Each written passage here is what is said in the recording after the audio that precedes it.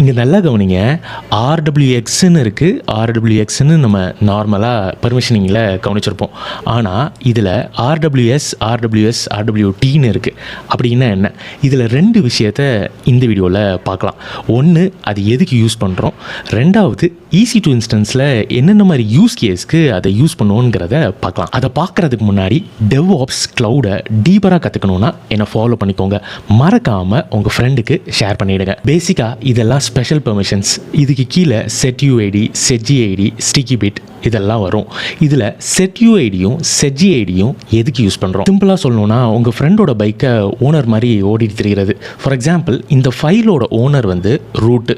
இதை வேறு எந்த யூசர் வேணாலும் எக்ஸிக்யூட் பண்ணலாம் ஓனர் மாதிரி. அதாவது ஓனருக்கு என்னென்னலாம் பெர்மிஷன் இருக்கோ அந்த பெர்மிஷன் எல்லாம் எக்ஸிக்யூட் பண்ணுற யூசருக்கு கிடைக்கும். ஸோ இதை ரியல் வேர்ல்டில் எங்கே பார்க்கலாம்? லினக்ஸ் மெஷினில் பாஸ்வேர்ட்ஸ் எல்லாம் சேவ் பண்ணுறத /user bin passwdயில் சேவ் பண்ணுவோம். ஸோ இந்த பாத்தோட பெர்மிஷனிங் பார்த்தீங்கன்னா இந்த setUIDயை பார்க்கலாம். பேசிக்காக என்னென்னா, லினக்ஸ் மெஷினில் இருக்கிற எந்த யூசர் வேணாலும் அவங்களோட பாஸ்வேர்டை சேஞ்ச் பண்ணுறதுக்கு நம்ம இந்த SUIDயை இந்த பாத்தில் யூஸ் பண்ணுறோம். அப்போது setgidயும் sticky-bitயும் எதுக்கு யூஸ் பண்ணுறோம்?